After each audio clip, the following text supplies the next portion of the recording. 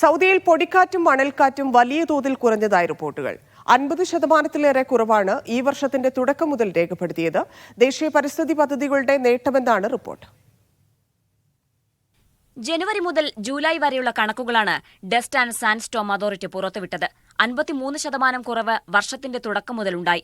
മുൻവർഷങ്ങളിലെ ശരാശരിയുമായി താരതമ്യം ചെയ്തുള്ളതാണ് റിപ്പോർട്ട്.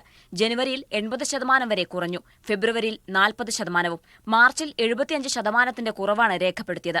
രാജ്യത്ത് പരിസ്ഥിതി സംരക്ഷണവുമായി ബന്ധപ്പെട്ട വിവിധ പദ്ധതികൾ പരിസ്ഥിതി മന്ത്രാലയത്തിന് കീഴിൽ നടപ്പിലാക്കുന്നു.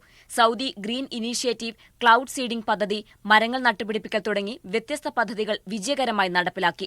വായുവിന്റെ ഗുണനിലവാരം മെച്ചപ്പെടുത്തി പൊടി സ്രോതസ്സുകൾ കുറച്ചതുമാണ് അന്തരീക്ഷം മികച്ചതാവാൻ കാരണമായത്.